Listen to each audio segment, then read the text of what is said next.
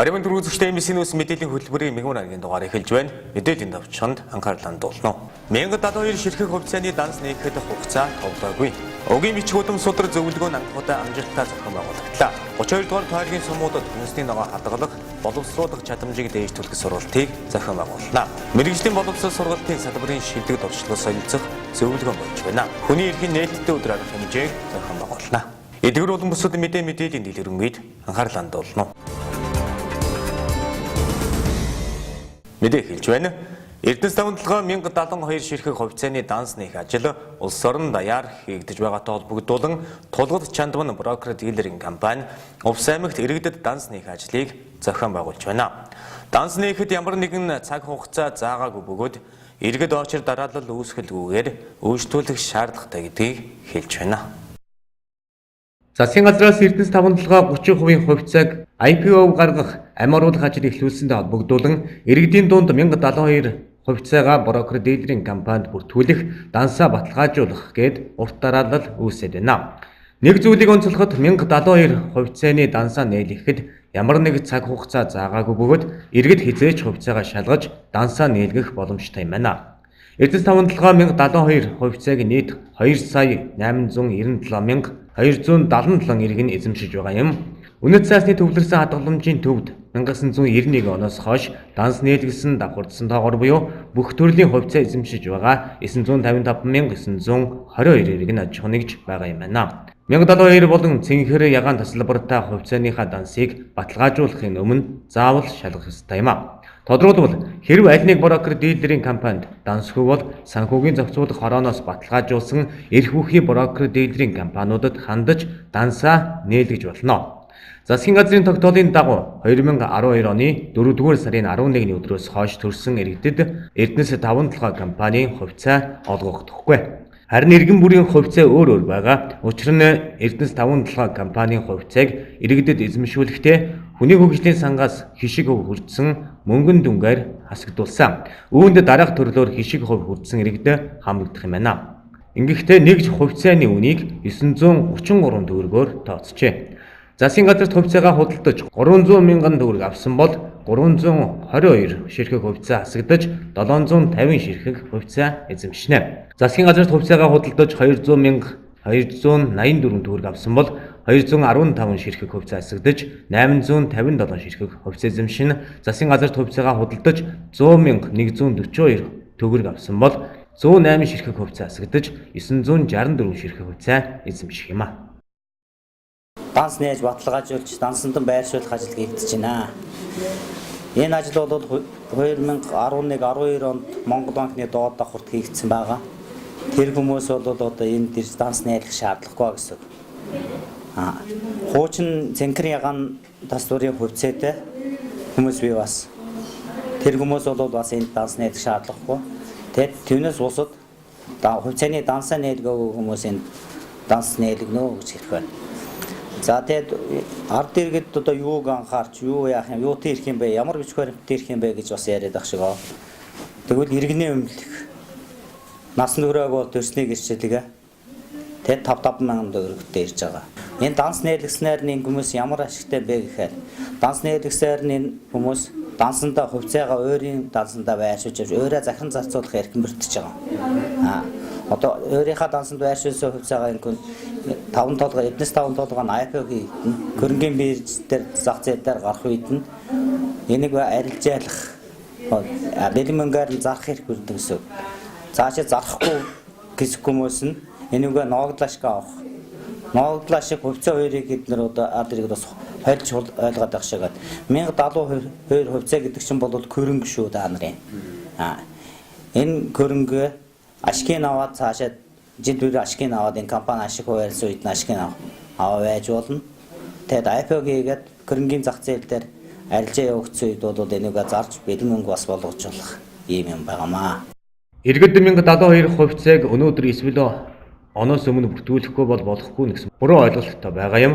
Иргэдийн дунд яваад байгаа шиг хувьцааны дансаа нээлгэхгүй бол болохгүй, хугацаа нь дуусна гэсэн ойлголт байхгүй.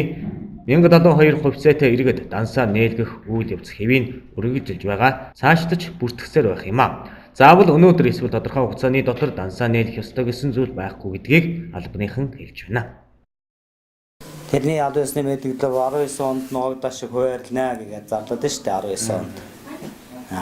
Тэгээ 19 онд ногдоо шиг хуваарлууд бид нэр энэ бэлдэх ажил хийж байгаа. Ногдоо шиг авахд данстай байх шаардлагатай, хувьцааны данстай байх шаардлагатай. Одоо ингээд зогсчдээ ингээд хотоос хүн ирсэн одоо ингээд минь дансны ягаад ингээд болчихдаг. Цаашид нээхгүй гэж юм байхгүй. Энэ бол байнга нээж. Он дууслын ямар ч байсан нэ. Засгийн газраас чиглэл өгөх. Хаачсан засгийн газраас чиглэл өгөх хүртэл ингээд энэ ажлыг явуулчихлаа. Тэр өдөр 50 хүн бүртгэж байна гэдэг. Яг ачаад нь тааруулаад 50-аас дээш бүртгэх болно. За энийг бол би зохион байгуулж байгаа шүү. Энд очирлж ивчлүүлж байгаа иргэд бол одоо энд чинь би чинь ганц хүн бичэд хийж байгаа. Тэгээ нэг хүний чинь заа 4-5 ном бил байгаа. 50 хүн гэдэг чинь 150-аас цааш нааш хүн байхгүй гэсэн. 150-аас цааш хүнийг би бичих өдөрт боломжтой гэж энэ хүмүүс ингэ зохион байгуулж байгаа. Хүмүүсийг чирэгдүүлж, оошролж энэ удаан байхгүй тул өдөрт нь их өрсөө үед хүмүүс оочтой байх үед л өдөрт л тэгж байгаа. Нэс оочргоо зүгээр ингээ хүмүүс орж гарч байгаа бол энийг заавал өдөрт 50 хүн, 60 хүн байна уу орж ирэл оочрынхаа дагуу ингээд яваад явуулдаг гэж. Ачаалттай байгаа учраас хүмүүс одоо энийг бас хүмүүс буруу мэдээлэлтэй байх шиг ингээд зогсчих юм шиг энэ тодорхой хугацаанд ажиллах юм шиг ойлгоод байгаа байхгүй. Байнга ажиллана гэдгийг хэлэх байна. Брокер дилерийн компаниудын хувьд санхүүгийн зохицуулах хорооноос баталгаажсан хөрөнгийн бирждээр бүртгэлтэй альч брокер дилерийн компани тандаж дансаа нийлэх боломжтой. Иргэд брокер дилерийн компанид бүртгэлтэй хэрнээ давхар данс нийлэх тохиолдлууд гарсан байна. Тиймээс юуны төрөнд хувьцаагаа шалгах, өөрийн мэдээлэлээ шалгасны дараа дансхүү бол дансаа нийлгэх ёстой гэдгийг данс нийлэх ажлыг зохион байгуулж байгаа брокер дилерийн компани төлөөлөл өгч байна. Дараагийн мэдээ. Анхудаа Увс аймагт угийн бичиг удам судар зөвлөгөөн болж өндөрлөлөө. Тус зөвлөгөөнийг гэр бүл хүүхэд залуучуудын хөгжлийн газраас угийн бичиг хөдөлгөөний ач холбогдлыг олон нийтэд таниулах зорилгоор зохион байгуулсан бөгөөд зөвлөгөөнд 12 сумын 130 гаруй төлөөлөл оролцлоо. Монгол Улсын засгийн газраас иргэдийн дунд угийн бичиг хөдөлгөөний ач холбогдлыг ухуулан таниулах, хүн амын удмын санд учирч болзошгүй сөргөн нөлөөллийг арилгах, цус ойртолтыг багасгах чиглэлээр томоохон зорилтуудыг дэвшүүлж холбогдох бодлогын баримт бичиг хууль тогтоомжуудад тусгасан. Тодорхойлбол соёлын тухай хуулийн 5-3, Монгол Улсын төрөөс баримтлах бодлогын 4-3-2 дахь заалт, Монгол Улсын засгийн газрын 2007 оны 257 дугаар тогтоолоор угийн бичиг хөдлөх журмыг тус батлаад байгаа юм а. Үүний дагуу аймаг орон нутгийн төвшөнд ажлаа төлөвлөн эрчимжүүлж байгаа бөгөөд аймгийн засаг даргын 2016-аас 2020 оны үйл ажиллагааны хөтөлбөр тусснаар гэр бүл хүүхэд залуучуудын хөгжлийн газраас угийн бичиг удам судар зөвлөгөөнийг амжилттай зохион байгууллаа. Бүх сумдад уг зөвлөгөөнд оролцох чиглэлийг хөргүүлсэн ч Тэс Наранбулаг, Хиргас, Түргэн, Улаангом, Ховд, Завхан, Цагаархан, Малчин, Баруун Дөрвөн, Зүүнгов, Сагил сумын угийн бичиг хөдөлдөг гэр бүл соёлын ажилтнууд оролцож сайн туршлагаасаа хуваалцаж санал бодлоо солилцлоо. Тэгэхээр энэхүү зөвлөгөө зохион байгуулагдсанараа хашир туршлагатай 9 үедээ угийн бичгийг хөдөлсөн, угийн модоо зурцсан ийм сайхан одоо өндөр настай, ахмад настай ийм буурлууд маань ирж оролцлоо. Сумдын соёлын төвийн эрхлэгч нар маань оролцлоо. Тэгэхээр энэ юу зөвлөгөөнөөс гарах үр дүн бол бид энэхүү зөвлөгөөнөөс угийн бичиг удам судар хөдлөлт маань Увс аймагт хэр төвшөнд явж байна. Цаашид бид нар ямар арга хэмжээ авч хэрэгжүүлэх үл зүйтэй сумуудад ургийн бичгийг хөтлөхөд ямар зүйл одоо тулгамдж байна гэсэн айгүй сайхан зөвлөмж гарлаа. Энэхүү зөвлөмж байна Увс аймгийн 19 суманд одоо хөргөгдөнө. Зөвлөмжөөс гарах одоо үр дүн бол шийдвэр гаргах төвшний одоо бодлого шийдвэрлэх тодорхойлох төвшний хүмүүс маань одоо бодлого шийдвэртэ тусгаж 19 он ажлын төлөвлөгөөнд тусна. Сум бүрээс ирсэн 2 гэр бүл соёлын төв эрхлэгч нар маань энэ үйл ажиллагаа үргэлжлээд Увс аймгийн 19 суманд сумдаа очиод үйл ажиллагаа зохион байгуулахар болж байгаа нь бас давуу тал юм аа. Тэгээ хүүхд 12 дор ингээд төгсөж гарахтаа ядаж 3 үеэ мэддэг болж гарвал яасан юм бэ? Одоо сакс волейбол, теннисийн тэмцээн ингээд байнгын зохион байгуулагддаг, ураг удмаа судалдаг, угийн бичгээ бичдэг ийм тэмцээн зохион байгуулагдаж хүүхдүүдтэй зааж сургуул хичээлийн програмд нь оруулж өгвөл зүйтэй байна гэсэн дийлэнх олонхын санал гарлаа. 130 гаруй хүн өнөөдрийн зөвлөгөөнд оролцсон. Тэгэхээр энэ саналыг бол манай одоо шийдвэр гаргах төвчний хүмүүс маань одоо хуралдах аймгийн иргэдийн төлөөлөгчдийн хурлаар маань ерөнхийдөө бас арга хэмжээ болгож бодлогодоо тусгаж хэрэгжүүлнэ хаа гэдэгт найдаж байна. Тэгэхээр аймаг орон нутгийн хэмжээнд хийж байгаа энэ зөвлөгөөнөөс хүлээгдсэн үр дүн бол ямар ч байсан одоо Увс аймгийн хэмжээнд ургийн бичгийг хөтэлдэг одоо холбогдлолтой одоо ургийн модоо зурсан ч гэдэг юм тийм ийм гэр бүлүүдийн тийм зөвлөгөө гаргахаас гадна үзэсгэлэн хийх байсан. Тэр үзэсгэлэнд бол нийт одоо хөртөлж байгаа хүмүүс маань бүтээлээ авчирч үзүүлж олон нийтэд сурталчлах байсан. Энэ бол амжилттай хийгдлээ. За энэ зөвлөгөөн дээр бол одоо шилдэг гэр бүлийг шалгаруулж шагнах байсан. За тэгэхээр бид нар бол яг одоо маягтын дагуу буюу одоо ямар шалгуур үзүүл баримталж шалгаруулах хэвээр тэр шалгуураараа бид бол гэр бүлүүдийг шалгаруулж одоо хүндэтгэл үзүүлж авсан. Ерөнхийдөө бол цусан хөртөлтийн тухай судалгаа гэхээр зэрэг үндэсний хэмжээнд гарсан аймагуудыг одоо хооронд нь жагсаасан ч гэх юм уу. Ийм судалгаанууд бол байдаг байна. Өнөөдрийн одоо үйл ажиллагаанд анзаарч байна шүү дээ. Жишээ нь говьалтаа ч гэх юм зарим нэг аймаг бол цусан хөртөлт дээр бол дээгүүр байдаг бол Увс аймаг бол бага гэж байна. Тэгэхээр бид нар бол цаашдаа энэ асуудлыг улс суурьтай нарийн одоо ач холбогдол өгч улам одоо газар авахулж анхаарахын тулд энэ судалгааг Увс аймагт хийх ёстой. Тэр дундаа сумдын хувьд ямар сумд нь одоо цус ойртолд өртөх эрсдэл өндөр байна тийм ээ. Цус ойрчихсан гэж би бол хэлэхгүй. Ягаад тэгэхээр Увс аймаг бол улсын хэмжээнд бол хамгийн бага цус ойртолд гэж. Тэгэхээр зэрэг Увс аймгийн хэмжээнд ямар сумд нь цус ойртох эрсдэл өндөр байна гэдэг талаар энэ судалгаа нэрвчилсэн гараасаа гэж хүсэж байна. Зөвлөгөөний үеэр угийн бичгээ сайн хөтөлж удам судраас судалдаг үлгэр жишээ 10 гэр бүлд хүндэтгэл үзүүлж шагнаж уламжуулсан бөгөөд Наранбулан сумын Борлууд овгийн шагжийн гармаа, Завхан сумын Булган овогтой Жансран доржийн мэдэр, Тис сумын Хойд овгийн Бэлэгц сани ядам сүрэн, Сагил сумын Ноосонхон овгийн Нацхийн шуумаржав, Шангас овогтой Дамирингийн тогтох баяр, Наранбулан сумын Баргад овгийн Батаагийн буян тогтого, Ховд сумын Харьяат, Сэдэрхий Зуутраг овгийн Өндгөн Товдой, Улаангом сумын Шандгүүд овгийн Жалхын Дэлэг, Улаангом сумын Галзад овгийн Жуужан Сорог, Тэс сумын Харьяат, Тайж овогт сүрэнгийн Төвөр Бантар нарын гэр бүлийг шагнан урамшууллаа. Угдмаа мэдэж, удам судраа одоо мэдэж, мөгийн мич хөтлөн гэдэг бол Монгол хүний одоо эрхэмдэж явах зүйл гэж ойлгож байна. Тэгээд энэ уулзалт маш үр дүнтэй, өгөөжтэй цаг үе болсон сайхан уулзалт боллоо гэдэгт би сэтгэл өндөр байна. Баярлж байна, талархаж байна. Зөвлөгөөнд оролцсон оролцогчид овгуудыг нэгтгэн сэгцлэх, сум орон нутагт зөвлөгөөн зохион байгуулах, сумдад цус ойртолтын талаар наривчилсан судалгаа гаргах, угийн бичиг хөтлөх ажлыг эрчимжүүлэхийн тулд сум бүр төсөв батлуулах гэсэн олон санал санаачлагыг гаргаж байсан юм а. Энэ нь хүний удмын сан улсын үндэсний аюулгүй байдалтай холбоотой асуудал учраас шатны байгууллага өндөр ач холбогдол өгч сум орон нутагта энэ чиглэлийн ажлыг эрчимжүүлэх нь зүйтэй юм а.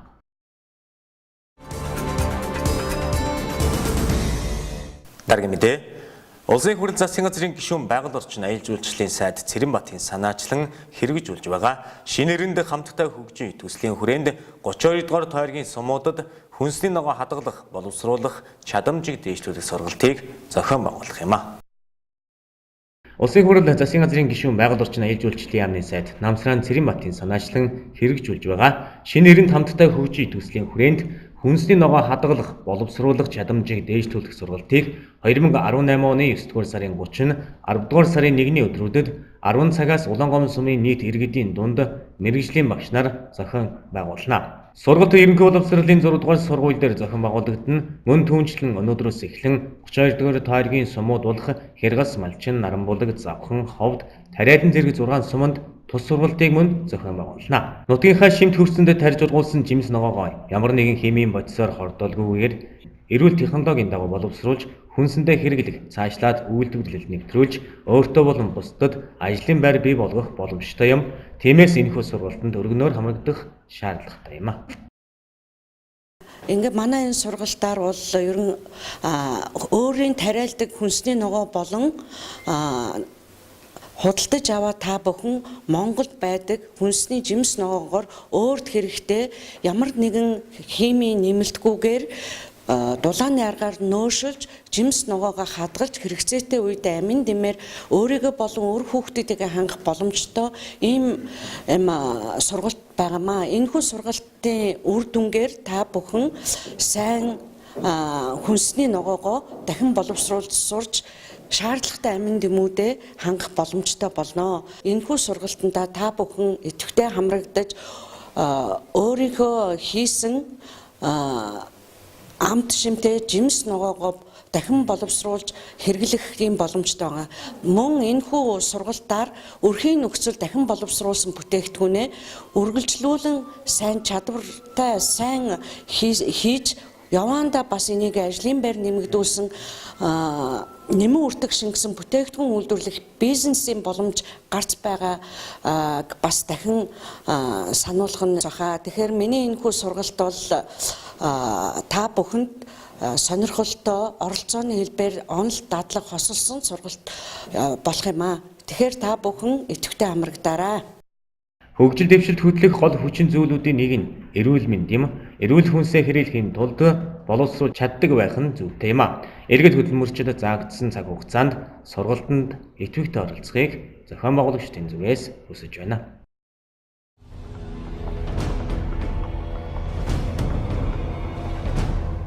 Нэгдсэн үндэсний байгууллагын ерөнхий ассамблеийн 73 дугаар чуулганы ерөнхий санал шүүмжлэл эхлэхийн өмнө буюу 9-р сарын 24-нд Америк нэгдсэн улсын ерөнхийлөгч Трампын санаачилсан хар тамхины асуудалтай тэмцэх дэлхийн уриалга сэдвт өндөр түвшний арга хэмжээнд Монгол улсын ерөнхий сайд Ухнагийн хүрэлцэх оролцлоо. Арга хэмжээний үеэр ерөнхий сайд хүрэлцэх Америк нэгдсэн улсын ерөнхийлөгч Трамптай уулзаж энэхүү уриалгад Монгол улс нэгдэж буйг илэрхийллээ. Америк нэгдсэн улсын ерөнхийлөгч Дональд Трамп ерөнхий сайд хүрэлцэхийг Америк нэгдсэн улсад албан ёсны айлчлал хийж байгаад баяртай байгаагаа илэрхийлээд хоёр орны хамтын ажиллагааны талаараас харилцан санал солилцлоо. Хар тамхины асуудалтай тэмцэх дэлхийн уриалга нь хар тамхинаас үүдэн гарч байгаа аюул заналтай тэмцэх олон улсын хүч чармаалт хамтын ажиллагааг бэхжүүлэх, эрчимжүүлэхэд оршиж байгаа юм а. Энэхүү уриалгыг Америк нэгдсэн улстай хамтран Колумб, Аргентин, Арабын нэгдсэн Эмират улс, Перу, Мали, Зааны яс эрэг, Малайз, Сингапур, Доминика, Болгар, Япон, Сауди Араб, Бүгд найрамдах Солонгос улс, Марокко, Руми, Тайланд, Энэтхэг, Эстон, Итали, Орсын улс, Бүгд найрамдах Хятад ард улс, Афганистан, Эквадорын Гвиней, Коста-Рика, Гватемала, Кenya, Йордан зэрэг улс гаргаж байгаа бөгөөд 130 гаруй улсын төр засгийн тэргүүнүүд энэхүү арга хэмжээний үеэр уриалгад нэгдлээ.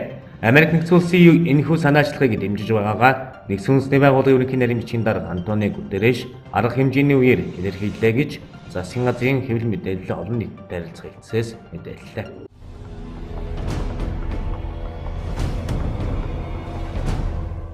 Өнөөдөр Баруун аймагуудын нутгаар 26-27 онд ихэнх нутгаар 28-29-нд нутгийн зүүн хагас дахь хур дундас нойтон цас орж, цасан шуурж, эрс цэрүүсхийг онцгойлон анхааруулж байна. Нутгийн баруун хагас өвлөрхөг Баруун аймагуудын нутгийн ихэнх, төвийн аймагуудын нутгийн баруун хэсгээр хур дундас нойтон цас орно. Бусад нутгаар солигдмол үлдээ хур дундас орохгүй. Салхи баруун аймагуудын нутгаар баруун өмнөөс баруун хойш эргэж, бусад нутгаар баруун өмнөөс секундэд 6-аас 11 м, баруун аймагуудын нутгийн зарим газраар төр зуур секундэд 16-аас 18 м хүрч цасан шуурна. Алтай хангаан уулархаг нутаг хүрэн бэлчээр орчим завхан голын ихээр 8-аас 13 хим, дархтын хотгор хангай хөвсгөл хинтийн уулархаг нутаг туул тэрж голын хөндөөгөр 12-оос 17 хим, Алтан өвөргөөр 23-аас 28 хив, бусад нутгаар 17-оос 22 хим дулаан байна.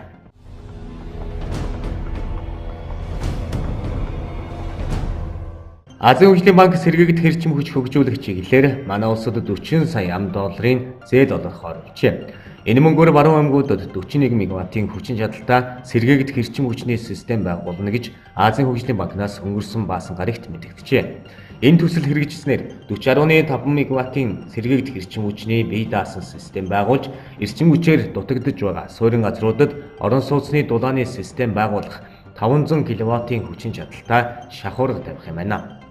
Баруун аймагуудын хөгжлийг эрчимжүүлэхийн тулд эрчим хүчний цэвэр найдвартай, тогтвортой их усурыг бий болгох, хүлэмжийн хийг бууруулах чухал гэж Тус банкны Зүүн Азийн эрчим хүчний салбарын ерөнхий мэргэжилтэн Шигеро Ямамура мэдгдсэн байна. Энэ төсөл хэрэгжснээр баруун бүсэд амьдарч байгаа 285,313 эрэг нь эрчим хүчний цэвэр найдвартай их усурээр хангагдана. Мөн агаарын бохирдол буурах тул амьдрах орчин нөхцөл нь сайжирна гэж тооцож байгаа юм байна. Манай улс Парисын гэрээнд нэгдэж 2030 он гэхэд хүлэмжийн хий ялгаруулалтаа 14% бууруулах үүрэг амлалт авсан. Энэ амлалтаа биелүүлэхэд дээрх зээлээр хэрэгжүүлэх төсөл чухал нөлөө үзүүлнэ гэж Ямамура онцлон тэмдэглэжээ.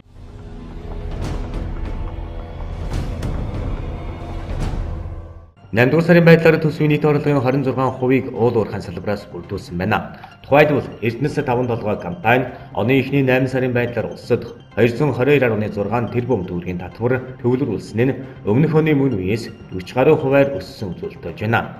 Харин оюутлогоо компани тайлант хугацаанд 275.4 тэрбум төгрөгийн татвар төлсөн нь өмнөх оны мөн үеэс 37 хувиар өссөн үзүүлэлт болжээ. Дээрх хоёр компанийн төлсөн татварын хэмжээ уул уурхайн салбарын төвлөрүүлсэн татварын 30 орчим хувийг дангаараа бүрдүүлсэн байна. Уул уурхайн салбараас төсөвтө төвлөрүүлж буй орлого сүүлийн жилүүдэд өсөх хандлагатай байгаа юм. Тухайлбал 2013-аас 2015 онд уул уурхайн салбар төсвийн орлогын 21-с 22%-ийг бүрдүүлж байжээ. Харин Эрдэнэс бүтээгдэхүүний үн унсан 2016 онд хувь хэмжээ буурч 16% хүрсэн бол 2017-2018 онд эргээд өссөн байна.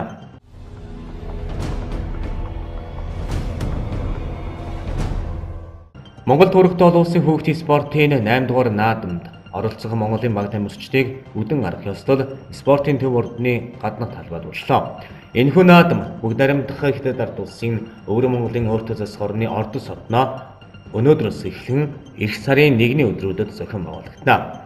Олон улсын хүүхдийн спортын 8 дугаар наадамд Монгол улсаа төлөөлөн 10 спортын төрөлд шигшээ багийн 216 тамирчин хүүхэд 28 дасгалжуулагч, шүүгч болон албаны төлөөлөгчид оролцсноо. Монгол турагтан олон улсын хүүхдийн спортын 8 дугаар наадамд оролцох Монголын баг тамирчдыг үдэн гаргах ёслолын үйл ажиллагааг нээж биеийн тамирын спортын газрын дарга Монгол улсын гавьяа тамирчин Шарвж Амц өгүүллээ. Тэрээр энэхүү наадмыг өнгөрсөн жил бид эх орондоо зохион байгуулж амжилт оролцсон нийт тамирчтай өндөр амжилт хүсье. Дор бүрний хичээгээрэй гэж захисан байна. Дараагийн мэдээ. Хөтөлбөр нийгмийн хамгааллын яам Европын холбооны санхүүжилтээр хэрэгжүүлж байгаа төслийн дэмжлэгтэйгээр орон нутгийн мэргэжлийн боловсролын сургалтыг дэмжих зорилгын хүрээнд зүүн бүсийн мэргэжил сургалтын үйлдвэрлэлийн төвийн багш нарын туршлага судлах зөвлөгөө манай аймагт болж байна. Уг төслийн хүрээнд хэрэгжиж байгаа багш солилцооны хөтөлбөрийн зорилго нь зүүн бүсийн мэргэжлийн боловсролын сургалтын байгууллагын багш нарын харилцан туршлага солилцох, онол даатгалын хичээлийн уялдаа холбоог хангах, үзүүлэх нээлттэй хичээл зохион байгуулах, сургалтын хөтөлбөртэй холбоотой мэдээлэл солилцох, шинжилэн боловсруулахад хамтран ажиллахыг гол зорилгоо болгоно тус зөвлөгөөнийг зохион байгуулж байна. Сургалтанд 24 байгууллагын 48 мэргэжлийн багш, 6 бүсийн менежер арга зүйчид оролцож байна. 3 сард Улаанбаатар хотод техник мэргэжлийн боловсролын сургалтын салбарыг дэмжих 2 буюу Европын холбоо 2 гэж нэрлэдэг энэ төслийн хүрээнд улсын хэмжээнд 5 тэргуун туршлагыг шалгаруулж тэрнийгээ түгээн дэлгэрүүлэх талаар нээлттэй үйл ажиллагаа хийгээд энээсээ хойш холбогдох аймаг орон нутгуудад болон Улаанбаатар хотод сургалтуудыг зохион байгуулж байгаа. Энэ 5 тэргуун туршлагын нэг нь манай Улаан политехник коллеж сан хамтарч хийж байсан хөтөлбөрийн зах зээлийн эрэлтийн судалгаа гэсэн энэ хөтөлбөр байдаг. Энэ хөтөлбөр маань бас бид нар бусад аймагуудад хэрэгжүүлж байгаа. Өнөөдөр манай аймагт хийж байгаа энэ сургалт нь зүүн бүсийн арга зүйн төвийн тэргуун туршлага болох багш солилцооны хөтөлбөр гэсэн ийм сургалт байна. Энэ сургалтын сүүлийн сургалт нь манай аймагт хийгдэж байгаа.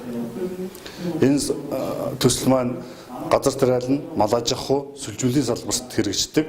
Тэгэхээр манай аймагт болохоор малаж ахуй газар тариалан хоёрын маань сургалт явагддаг учраас энэ хоёр хүрээний 24 мэргэжлийн боловсролын сургуулийн багш, бүсийн арга зүйн төвийн менежерүүд болон бусад холбогдох албаны хүмүүс хүрэлцэн ирж сургалтын үйл ажиллагааг зохион байгуулж хийж байна. Энэ багш солилцооны хөтөлбөрийн гол ач холбогдол нь юу гэдэг юм бэ гэхдээ зэрэг тухайн мэргэжлийн боловсролын байгууллага бүрт багш нарт ямар туршлага байна. Энэ туршлагыгаа бие биентэйгээ хуваалцаж, энийг түгээн дэлгэрүүлж, ингэснээрээ энэ салбар маань илүү үр дүнтэй хөгжих, нэг стандартаар хөгжих. Нэг тухайн мэргэжлийн бэлтгэж байгаа ажилтан маань нэг стандартаар хөгжих ийм нөхцөлийг бүрдүүлж өгдөгөөр онцлогтой байдаг. Мөн тухайн туршлага нь улс даяар түгээн дэлгэрүүлэгдэж, илүү хурдстай хөгжих ийм боломжийг бүрдүүлж өгдөг. Энэ ажлыг энэ төсөл маань санхүүжилтээр дэмждэг. Энэ төсөл бол хөрөнгө оруулалтыг дэмждэг биш, оюунлаг байдлыг тэр багш нарын суралцагчдын сурах орчин, багш нарын тэр заа харга зүйг дэмжиж өгдөг. Тэргэн туршлагыг түгээн дэлгэрүүлдэг юм онцлогтой сургалт байгаамаа. Тус зөвлөгөөнөөр стратегийн түншлэл, орон нутаг дэх хамтын ажиллагаа болон багш нарын мэргэжлийн ур чадвараараа өөр орчин нөхцөлд туршин хэрэгжүүлж, өөрийн ажлын гүйцэтгэлд үнэлэлт хийх, заах арга зүйгээ улам сайжруулах талаар анхаарч, өөрсдийн санаа бодлыг харилцан хэлэлцэх юм байна. Одоо 5 сайн туршлагын 2 сайн туршлага нь баруун бүсийн арга зүйн төвийн одоо энэ туршлага байгаа. Энэ нь бол мэргэжлийн боловсрол сургалтын орон нутгийн салбар зөвлөл. За 2 дахь сайн туршлага нь хөтөлбөрийн зах зээлийн одоо судалгааны энэ 2 туршлага маань түгээнлэр үйлдвэрлэлээ. За мөн 5 сайн туршлагаас багш солилцооны хөтөлбөр, суралцагчдын хоршоо, цахим хэрэглэгдэхүүн боловсруулах арга зүйн одоо энэ туршлагууд маань үндэсний хэмжээнд түгээнлэр үйлдвэрлэж байгаа. Ингээд зүүн бүсээс багш солилцооны хөтөлбөрийн түгээнлэр үйлдэлийг баруун аймагт одоо манай Увс аймагт Улаангон политехник коллеж дээр одоо зохион байгуулж байгаад бид бүхэн баяртай байгаа. Багш солилцооны хөтөлбөрийн бол багш байнга одоо сургалт семинарт очиж оролцохоос илүүтэйгээр ажлын байран дээр одоо хөгжих нэгд. Хоёрт өөрөө одоо сайн туршлага бусдаа хуваалцах. Бусдаасаа байнга одоо суралцах боломжийг олгож байдгаараа энэ туршлага маань бас их ач холбогдолтой. Энэхүү зөвлөгөө нь багш нарын мэдлэг, ур чадвар, заах арга зүйгээ сайжруулах, багаар хамтран үр дүнтэй ажиллах, харилцан ялгаатай байгаа нэг мэргэжлийнхээ сургалтын арга агуулгыг ижил төвшөнд хүргэх ач холбогдолтойгоор явагдаж байна. Дараагийн мэдээ. Монгол Улсын хүний эрхийн үндэсний комиссийн гишүүн Ганбаяр ахлуулсан баг 10 дугаар сарын 1-2-нд Увс аймагт ажиллаж хүний эрхийн нээлттэй өдөр арга хэмжээг зохион байгуулах юм байна. Энэ арга хэмжээнд иргэд хөдөлмөрчдийг идэвхтэй оролцохыг уриаллаа. Хүний эрхийн нээлттэй өдөр арга хэмжээний гол зорилго нь хүний эрхийн үндэсний комиссийн үйл ажиллагааг орон нутгийн иргэдэд сурталчлах, хүний эрхийн талаарх хууль тогтоомжийн хэрэгжилтийг үнэлэх, иргэд олон нийт төрийн байгууллага албан тушаалтнуудын хүний эрхийн мэдлэг ойлголтыг нэмэгдүүлэх, сургалт сурталчилгааг тогтмол хийх, хүний эрхийн зөрчлөөс удирчлан сэргийлэх, зөрчлийг арилгуулах, таслан зогсоох зорилгоор хяналт шалгалтыг тодорхой байгууллагууд дээр зохион байгуулж, иргэдэд хууль зүйн үн төлбөргүй зөвлөгөө өгөх зэрэг олон талт ажлуудыг зохион байгуулж байгаад оршиж байгаа юм а. Иргэд олон нийттэй хийх чөлөөт уулзалт маань 2018 оны 10 дугаар сарын 1-ний 15 цагт Ойрд хөгжим жүжигний театр дээр болно. Тэгээд энэ уулзалтанд бас иргэд хөдөлмөрчд бас ирж оролцож бас одоо өөрийгөө бас хүний эрх зөрчигдсөн миний болоод манай одоо төлөөлөө те хамаатан садны хүний эрх зөрчигдсөн гэж үзэж байгаа бол энэ уулзалтанд ирж бас энэ гомдлыг газар дээр нь шийдвэрлэх бүрэн эрхтэй энэ хүний эрхийн үндэсний комиссийн гишүүнд бас гомдол юугаа гаргаж шийдвэрлэх зарим одоо шаардлагатай гомдлын газар дээр шийдвэрлэх бүрэн боломжтой юм аа. За хүний эрхийн нээлттэй өдөр арга хэмжээг бол аймаг засаг даргын тамгын газар бас одоо хамтран зохион байгуулж байгаа. Арга хэмжээнд бас иргэд таавах нь бас идэвхтэй оролцож энэ 2 өдрийн хугацаанд бас ирж уулзж хууль зүйн төлөвлөгөө зөвлөгөө авахын зэрэгцээгээр иргэдтэй хийхин чөлөөт уулзалтанд бас хөрөлцөн ирж оролцохыг бас та бүхэндээ уриалж байна. Нээлттэй өдрийн хүрээнд аймгийн засаг дарга иргэдийн төлөөлөгчдийн хурлын дарга, засаг даргын тамгын газрын дарга болон хуулийн байгууллагуудын удирдлагуудтай уулзаж орон нутаг дэх хүний эрхийн асуудлаар мэдээлэл солилцох, төрийн захиргааны 40, төрийн үйлчилгээний 40, хууль сахиулах байгууллагын 40, нийт 120 гаруй албан хаагчид хүний эрхийн багш сургалтыг зохион байгуулж, иргэдийн өргөдөл санал гомдолд зөвлөгөө өгөх юм а. Мөн эрүүл мэндийн тусламж үйлчилгээний чанар хүртээмжийг үнэлэх зорилгоор аймгийн нэгдсэн эмнэлгийн үйл ажиллагаатай танилцах, онцгой байдлын газрын албан хаагчдын хөдөлмөрийн эрхийн хэрэгжилтэд хяналт шалгалт явуулах юм байна. За энэ нээлттэй өдрийн хүрээнд болохоор аймгийн засаг дарга, хурлын дарга, тамгын дарга болон хуулийн байгууллагын удирдлагуудтай уулзж орон нутгад хүний эрхийн асуудлаар мэдээлэл солилцох, төрийн захиргааны үйлчилгээний хууль сахиулах байгууллагын нийтдээ 120 гаруй албан хаагчдад хүний эрхийн багц сургалтуудыг зохион байгуулж, за маань орон нутгийн иргэдээс өргөдөл гомдол хүлээн авч хууль зүйн төлөвлөгөө зөвлөгөө өгч, за маань иргэдтэй чөлөөт уулзалт зохион байгуулж, за маань төрийн үйлчилгээний зарим байгууллагууд бол хяналт шалгалт хийгдэхээр төлөвлөгөөтэй байна. За мөн эрүүл мэндийн тусламж үйлчилгээний чанар хүртээмжийг үнэлэх зорилгоор аймгийн нэгдсэн эмнэлгийн үйл ажиллагаатай танилцж хяналт шалгалт хийгдэнэ. За мөн хил хамгаалах ерөнхий газрын тэг 245 дугаар ангид хяналт шалгалт хийгдэнэ. За мөн онцгой байдлын албан хаагчдын хөдөлмөрт хэрхийн хэрэгжилтэнд хяналт шалгалт хийгдэхээр төлөвлөгдсөн байна. За мөн хөдөлмөр халамжийн үйлчилгээний газрын харьяа баруун бүсийн ахмадын насрамжийн газарт хяналт шалгалт хийгдэнэ. За мөн шүүхийн шийдвэр гүйцэтгэх газрын цагдаа хорих байр, болоод цагдаагийн газрын эрүүлжүүлэх баримтлах байруудад бас хяналт шалгалт хийгдэх байгаа. За мөн аймгийн хурал засаг даргын сүүлийн 3 жилд гаргасан тогтоол захирамжинд хүний эрхийн үүднээс дүн шинжилгээ судалгаа хийгдэхээр бас төлөвлөгдсөн байна. За мөн хүний эрхийн чиглэлээр үйл ажиллагаа явуулдаг иргэний нийгмийн болоод өмгөөллийн байгууллагуудын төлөөлөлтөд бас уулзалт болсон. Хүний эрхийн үндэсний комиссоос нээлттэй өдрийн арга хэмжээний хүрээнд 10 дугаар сарын 1-ний өдрийн 15 цагаас ард иргэдтэй уулзах уулзалтыг ойрт хөгжим жүжигийн театрт зохион байгуулна. Хүний эрхийн зөрчил санал гомдолтой холбоотой хууль эрх зүйн зөрчлийн талаарх асуудлыг тус өдрлийн арга хэмжээний үеэр нээлттэй хэлэлцэх учраа иргэд та бүхнийг өргөнөөр хүрэлцэнээр оролцохыг урьж байна.